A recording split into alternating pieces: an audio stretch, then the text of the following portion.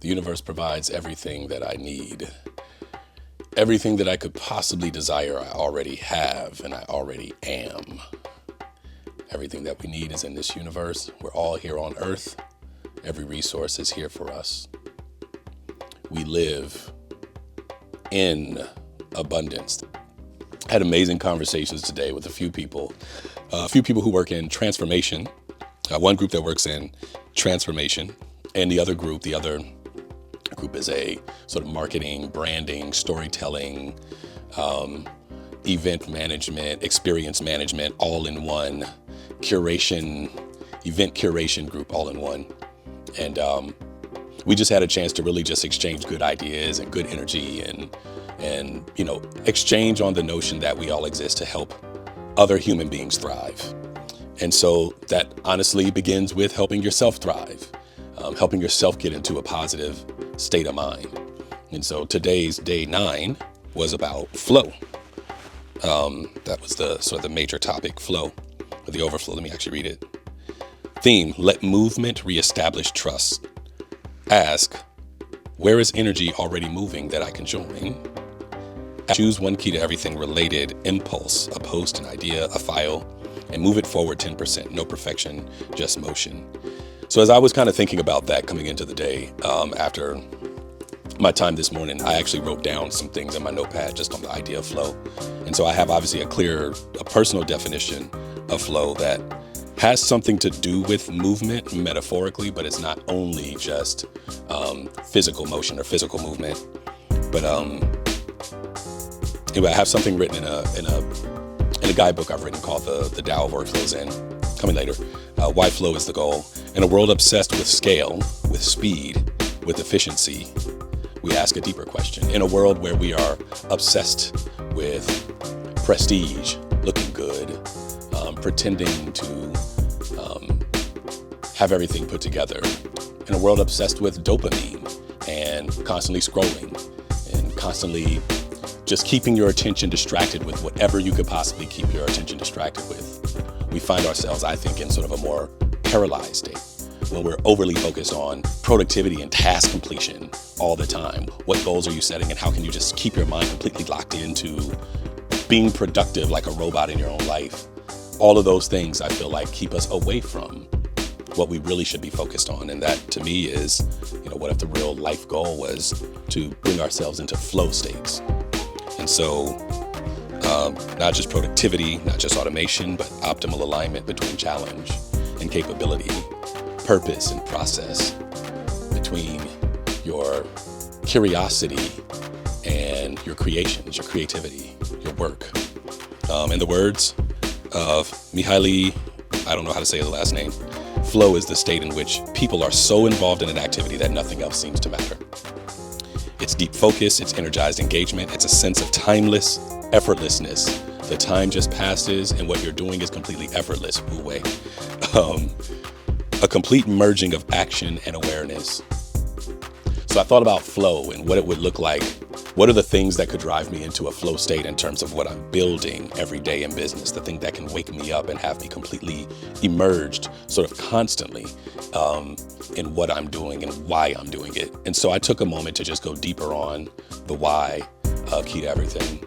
And it was really going deeper into the why of my life. Like what would it all be for?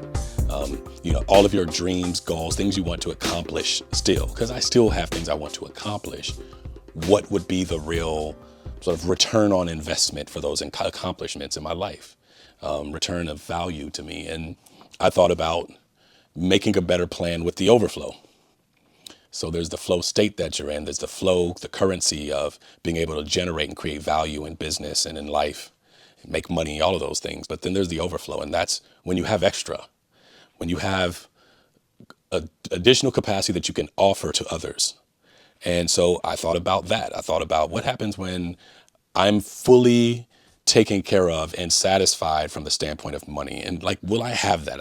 When money really is no object for me, how would I want to live my life? What would still make me want to get up and be, contributing in society? And there's so many things, but again, in terms of the business, I thought about every time I'm able to do and make a considerable amount of money from large corporate engagements, doing internal training at Fortune 1000, Fortune 500, 100 companies. Whenever I'm able to make a considerable amount, and every one of the members of the team and everyone in our content team and our media team and all of the folks who show up and do curriculum development and everyone who makes things happen in order for us to deliver value inside organizations and change it. When everyone is covered, what do we do with the overflow? And I thought about it. So for all of those times that we're able to provide support to large corporate organizations, then we should also be able to provide the same kind of process and product geared toward children and college students, and people who don't get a lot of access to motivational, uplifting, corporate or like workplace or workforce training. And so, which also got me to thinking about different customer sets that I could go for, and potentially looking at workforce development money coming from different government entities or what have you, along with thinking about the real value of workforce development and giving people an opportunity to learn something, whether it's a skill or a trade, that allows them to continue to be upwardly mobile in society, take care of their needs, and really live with, dignity and basic security. And so I thought about those things: dignity and basic security, education, the ability to have food and shelter. And I was like, I want to build, wellness retreats all over the world. And at those retreats, for every bed that we have, or every building that we have at those retreats, every villa that we build, I also want to build a villa or a place for people without homes, right? To always have a place to have shelter and the associated amenities. Like for every place that I have a restaurant that serves people, I want to be able to make so much in the overflow that we're able to donate or even stand up a completely separate community kitchen or a community restaurant that makes sure that we feed people in the communities who need to be fed. That we could use our platform to no longer depend on a government or some external entity, people whose consciousness are not raised and are just thinking about themselves, who don't center humans. We don't have to depend on those folks anymore. I could build a business that builds in that specific kind of capacity as well. And what is that? That is a business that focuses on creating and building things and helping to foster and cultivate organizations and people who are growing in tandem with the growth of productivity of their business.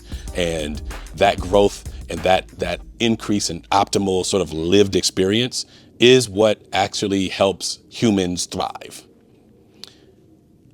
And it was just great because I thought in just getting in the motion of building this business, I have a deeper understanding of why. I have a better understanding of which organizations we now want to begin to target with it. And honestly, all of this came from taking the time personally to go through a personal reset.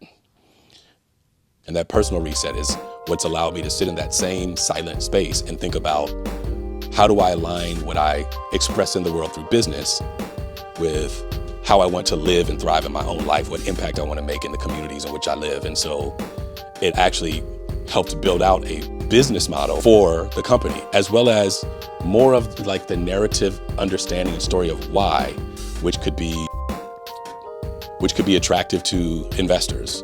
It could be attractive to additional partners and strategic partners.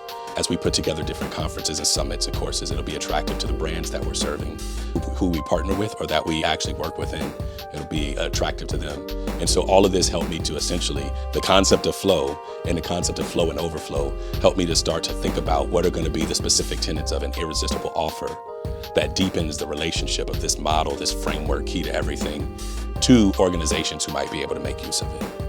And so that's a long reflection. It felt really business and corporate today. But again, this is, what I'm finding is that the way that I'm living my life each day, it's just becoming merged. There is no business and life. I want the balance of my life to be doing things that are meaningful for me. And then those things are the things that allow me to express myself as my fullest capacity. Live and thrive as the best human being that I could possibly be, and that is enough. What other notes did I have? The real clarity of the last 9 days and where I am today on day 9 is the more I work on myself as a human being, the more what it is that needs to happen in business becomes clear. What business to build, who to serve, how to make it work day to day. It's just clear. It's no different than the process of continuing to work on yourself as a good human that's been one of the things that I've also deeply enjoyed getting out of this process, is that, I don't know, the medicine, if you will, is hidden in the food. The daily mindfulness has a way of making everything clear. Mindfulness, the key to everything.